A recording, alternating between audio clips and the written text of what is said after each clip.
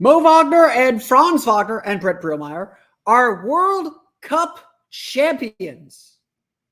How Franz, Moe, and Germany won the World Cup. What a taste of winning will do for the Orlando Magic. And is this team really ready for the playoff chase ahead? We'll get to that and more on today's episode of Locked On Magic.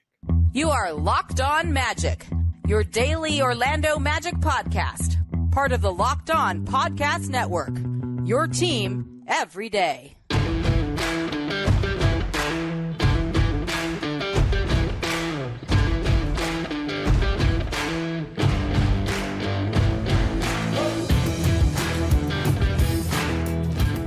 And you are indeed Locked On Magic. Today is September 10th, 2023.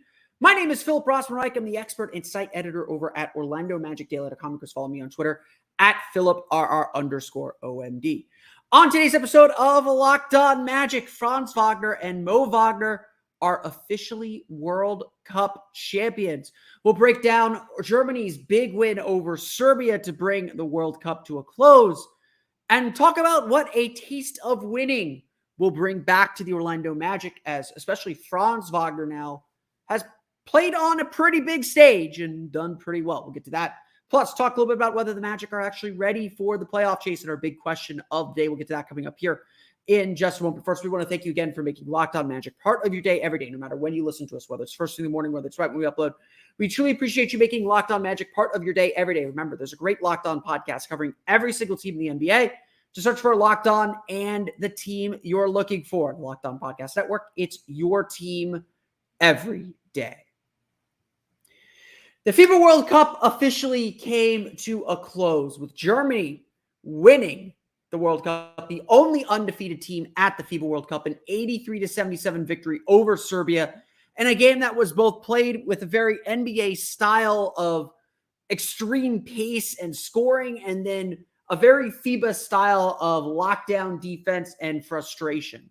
Germany was able to pull away eventually in the third quarter, building out an 11-point lead. Serbia rallied back as Germany went to its starters to try and put the game away early in the fourth quarter. But that did not work, and Germany was very clearly tiring out both Dennis Schroeder and Franz Wagner, making some big mistakes down the stretch. But at the end of the day, at the end of the game, with about 30 seconds to play, Dennis Schroeder was able to blow by his man, get to the basket for a layup, and make it a 4-point game. That was all the cushion Germany would need to make sure that they won this game. And, you know, Dennis Schroeder, I think, had 8 of his 28 in the third quarter, finished the game with 28 points. Franz Wagner with 19 to pace Germany, 14 of those 19 in the first half. Shot 4 for 11, was only 1 for 5, I believe, or one for 5 or 1 for 6 in that second half. 10 of 11 from the foul line, a big boost as well. 7 rebounds, though, a couple of assists, 3 steals. Just kind of a sprinkling everywhere for Franz Wagner in this game. But at the end of the day, all that matters is the medal draped around the neck and who came out on top. And look, when you're playing a game that is a single elimination, winner-take-all game, you can play a bad game on the box score, but what matters is the impact you made in helping your team win. And look, Franz did a lot of really good things in this game. And Franz is a big reason why Germany was in this position. He had big games. He had a really nice game against Japan. He had a really nice game against Latvia. He had a great game against the United States. He did a lot of things that put Germany in this position to win. But by the same token, he still looked like the young guy in the group and the young guy playing these pressure games really for the first time in his career. He played a little bit last year, obviously, at Eurobasket, but the World Cup is a little bit of a different stage. I'm going to talk about what that stage means in a minute, but let's dive more into Franz's game in this championship game. I loved outside, Franz's tournament was weird. I'm not going to deny that.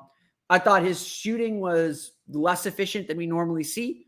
I did like that he tried to force some action a little bit more and tried to do more attacking the basket and attacking the lane. But this game really came down, or this tournament really came down to what Franz did outside of his scoring. And if you're looking for something to be really excited about, as we now look ahead toward training camp in 3 weeks, the way Franz played on defense, the way he attacked the glass, the way he was able to get to the line more consistently, averaged 5.5 free throw attempts per game in his 4 appearances.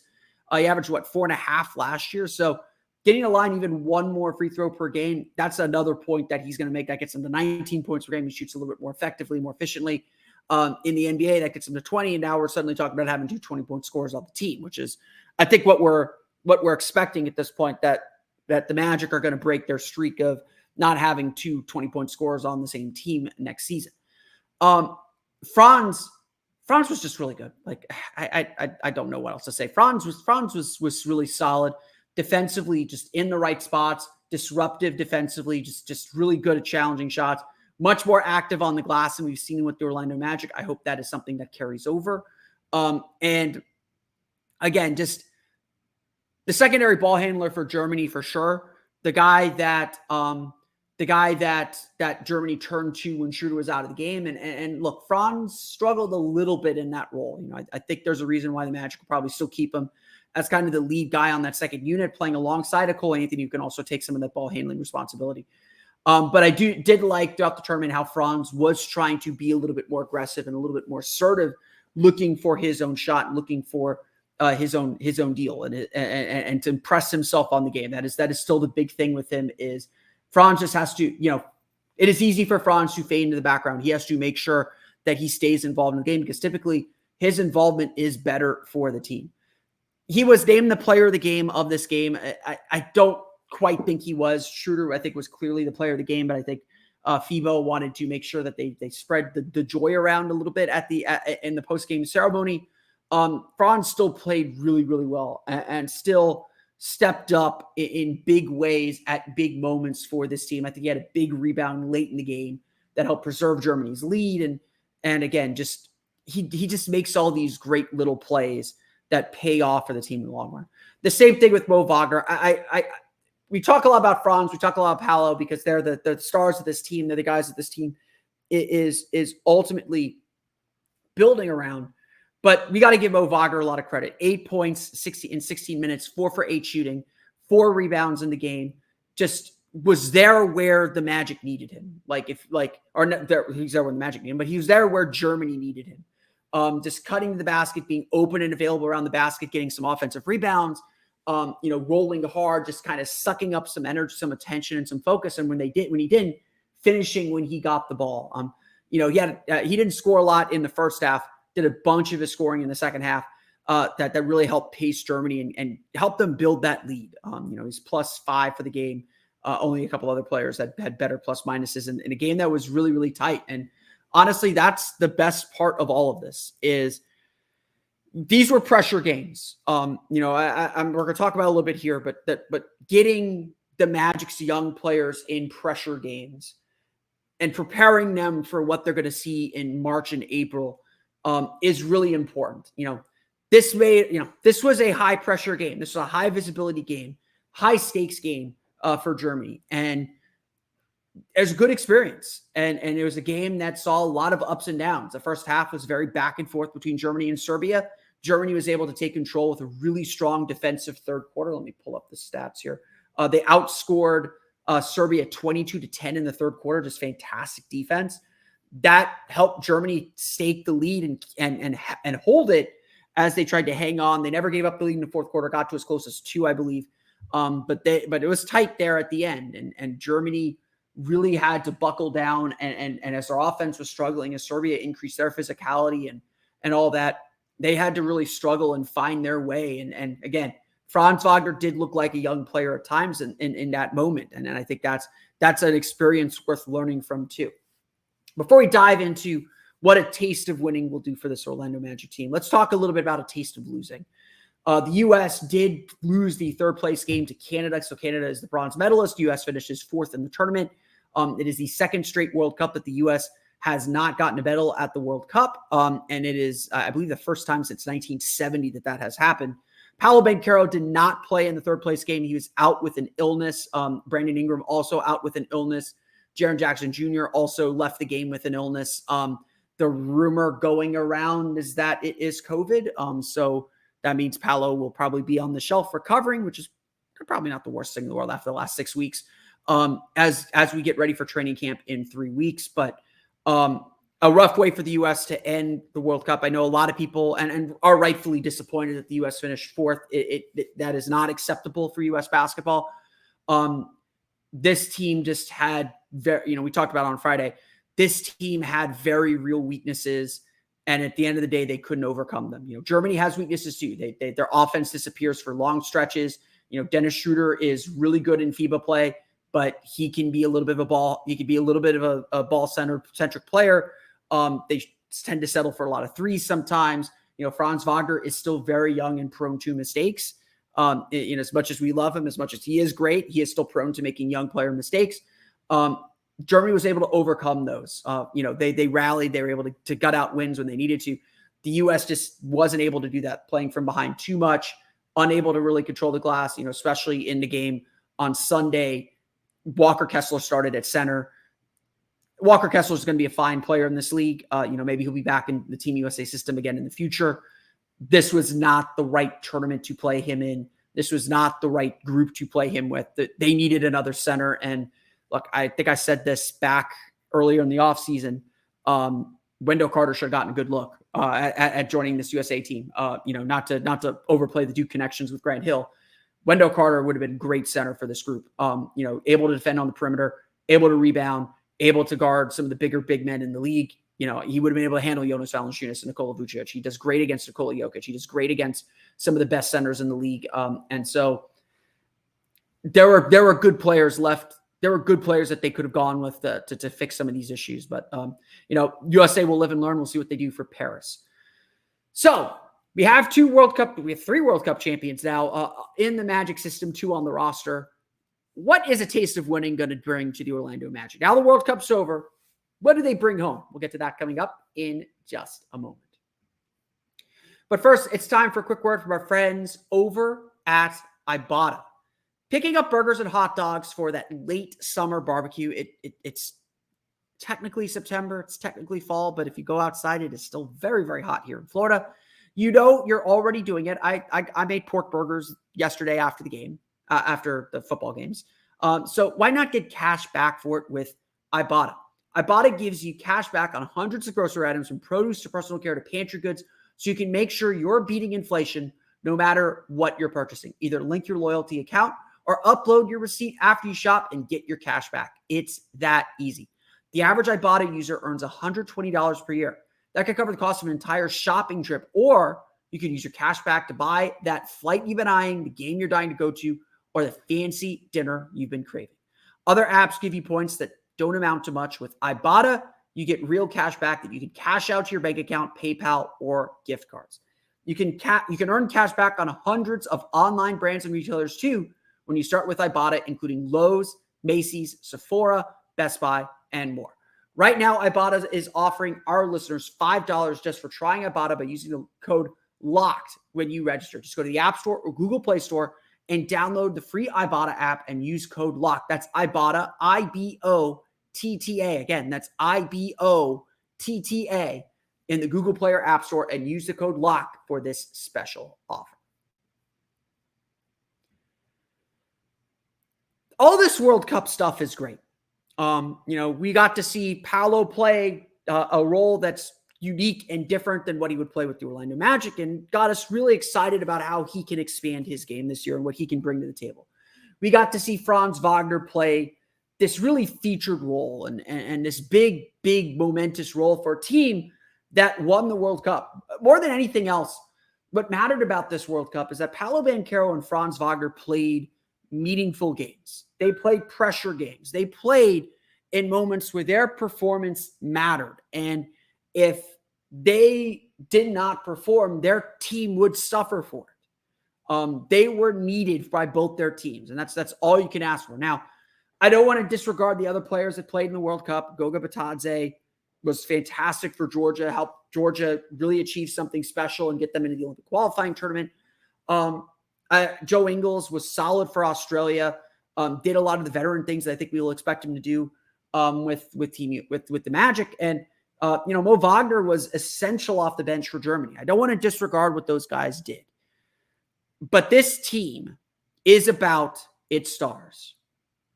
This team is about Paolo Banchero and Franz Wagner. And as this team tries to climb those standings and tries to climb in to the Eastern Conference playoff picture, they will go as far as their stars will take them.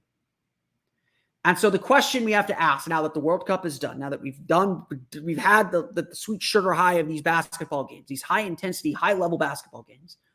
Now we have to ask the question, what does it all mean? What are these players bringing back home? Because as great as it is to play for your national team, and I will always support a player wanting to play for their national team, there's nothing better than put the flag on and represent your home country and inspire people, as I'm sure this German national team has done, especially on a day when the German soccer coach was fired. They play the U.S. in October, I believe. We're a Magic blog. We're all Magic fans. We want to know what these guys will bring home.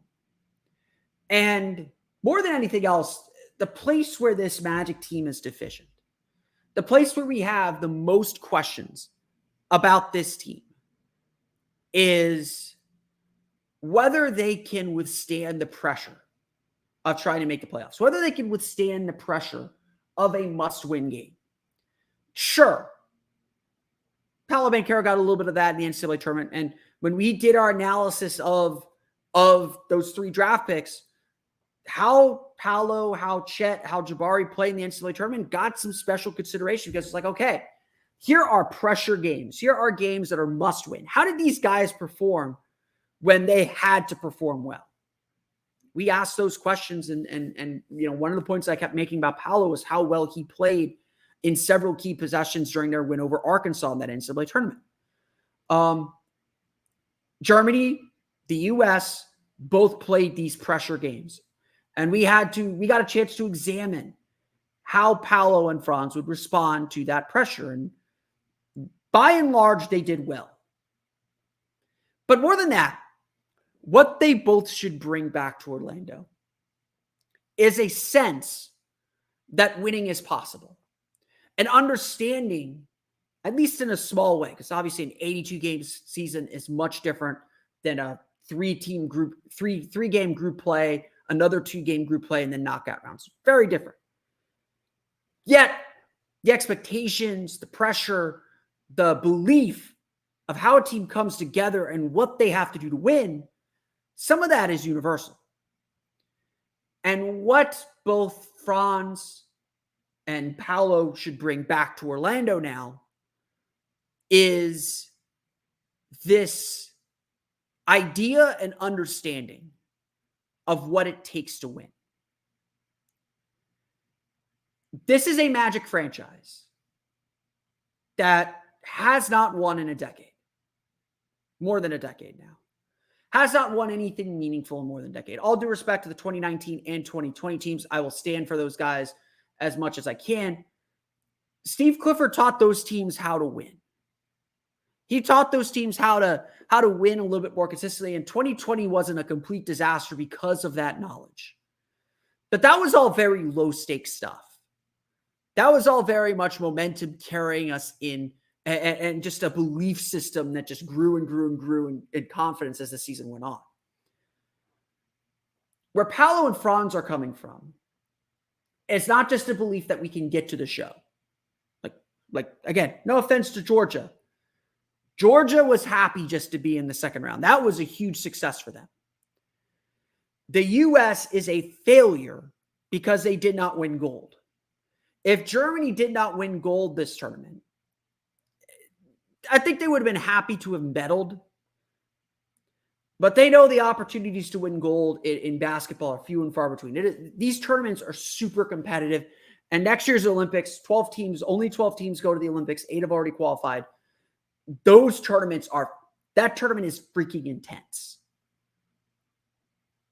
And now that you have a taste of winning, the question is always, how do you respond to that? Because the correct answer is to want more, is to expect more, to say, okay, this winning thing is pretty fun. Now I know the sacrifice. Now I know the grit that's necessary to win. Now I got to be about that for an 82-game season, for a playoff series. And look, there's still growing pains to come. Like, there's no doubt about it. Like, Franz did not have a great, I'll say it. I didn't think he had the best game he could have had. He forced a lot of action, which I don't mind. I want him forcing some more stuff. I want him seeking for his own shot. But Serbia did a really good job walling him in transition in the second half, keeping him from getting to his right hand and forcing him into tough shots when he did get to his right hand. It was a rough game for him. It was a tough game for him. And he found ways to contribute anyway.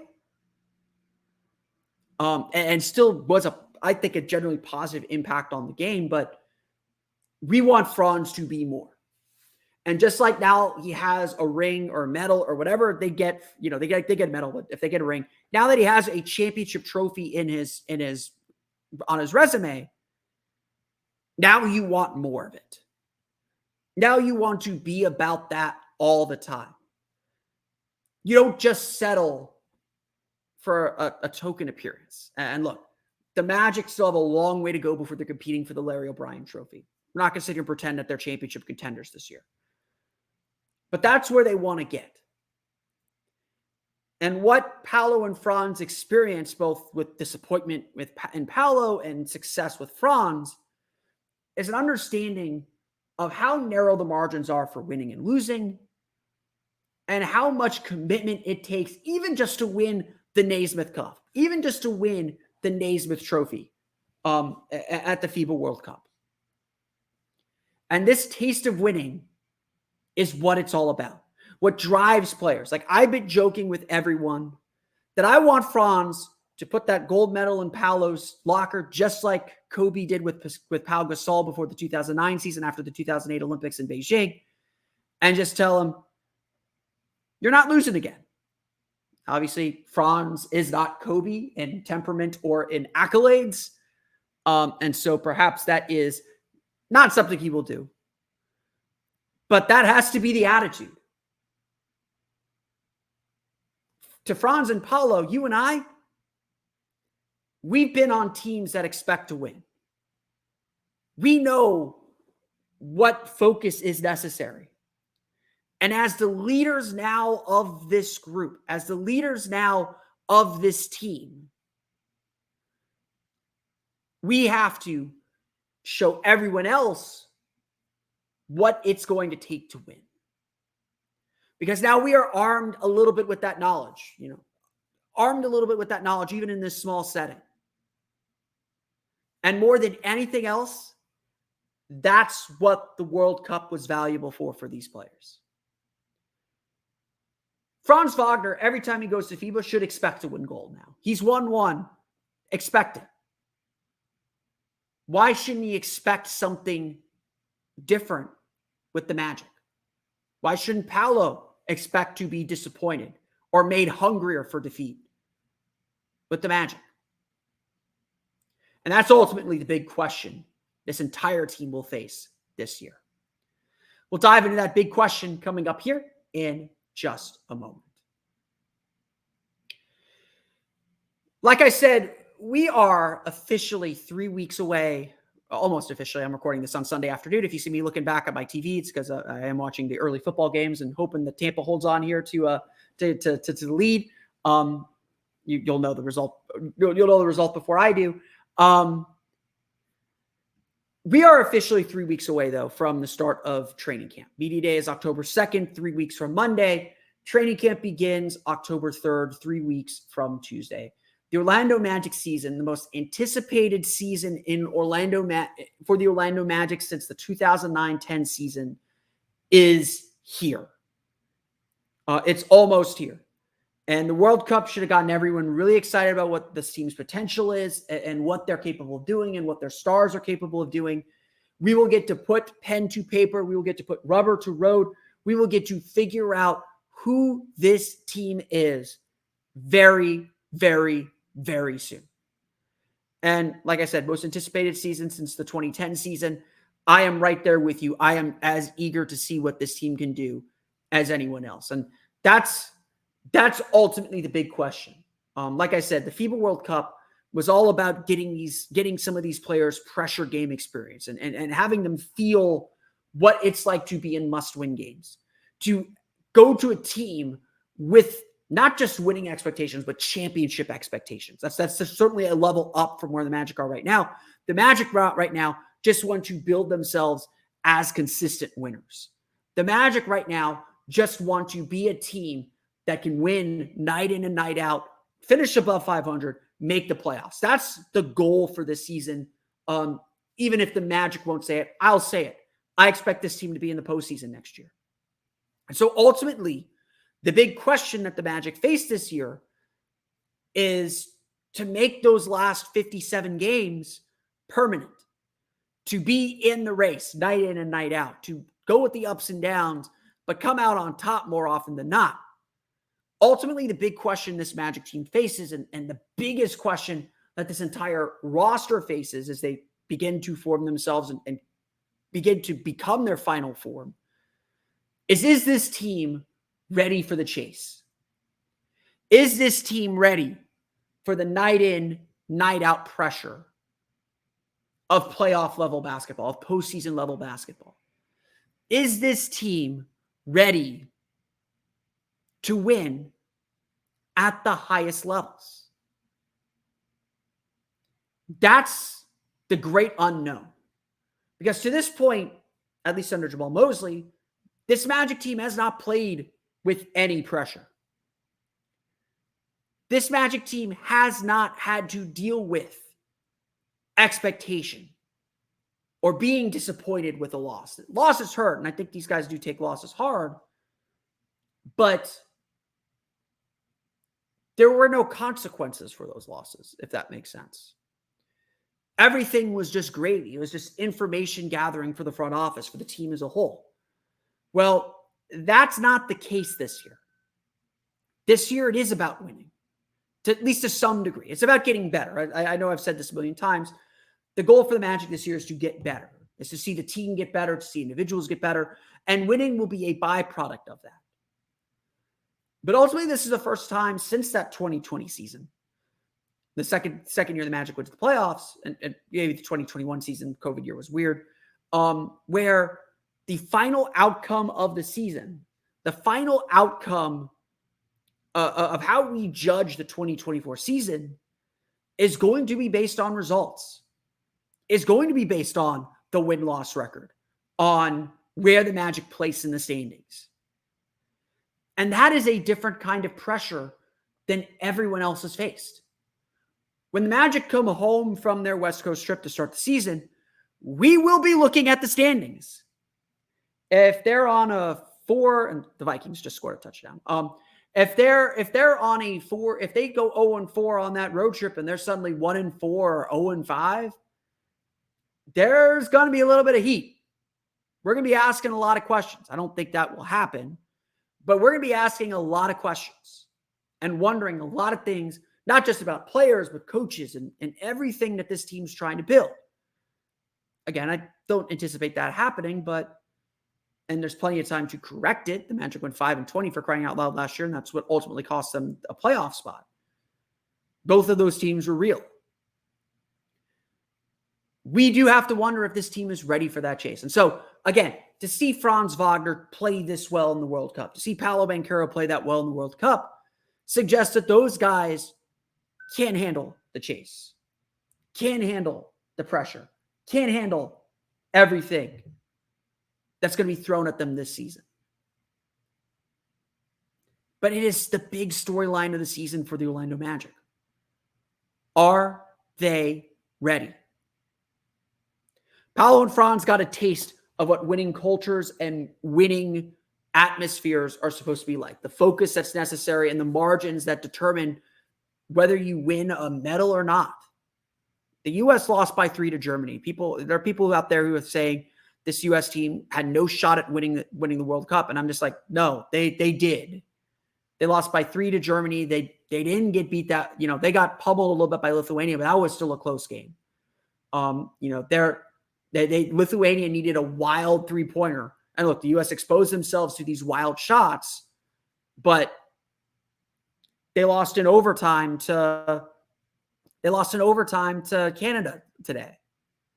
Like, it's not like that as flawed as this team was, as much as this team didn't do the things that they needed to do or be the team they needed to be to win the World Cup, they had their opportunities to do so. It wasn't like they were completely outclassed. You know, the team that finished 6th in 2019, probably more talented than this team, but much worse. They did not play well.